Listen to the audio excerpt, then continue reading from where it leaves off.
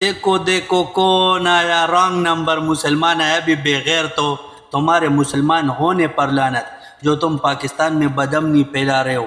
پاکستان میں ہم سب بھائیوں کی طرح رہیں گے، چاہے وہ کسی بھی مذہب کا ہو۔ تم لوگ چرچ پہ چڑھ کے ادھر توڑ پھوڑ کر رہے ہو۔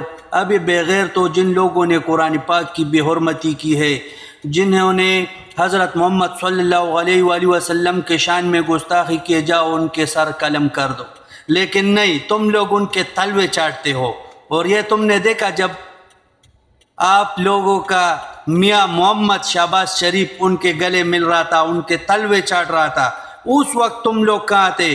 ارے بھائی، اگر کوئی ایک بندہ غلطی کرے تو اس کی وجہ سے آپ کو سارے قوم کو سزا دینے کے لیے یا پورے اس مذہب والوں کو سزا دینے کی ضرورت نہیں۔ ابھی بغیر تو تم لوگوں کی وجہ سے بچے اور لیڈیز سارے کھیتوں میں رات گزارتے ہیں۔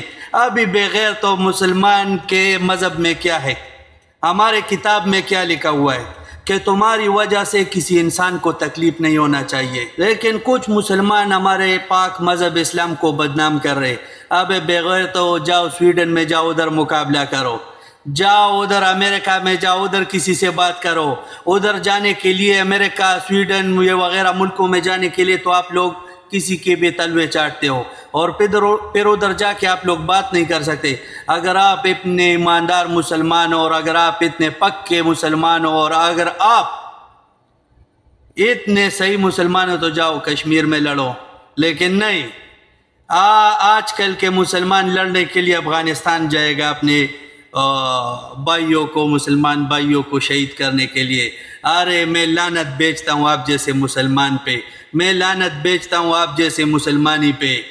باڑ میں جاؤ، اللہ تمہیں غرق اور تباہ کرے جو مسلمان کو بدنام کر رہا ہے۔ تھو۔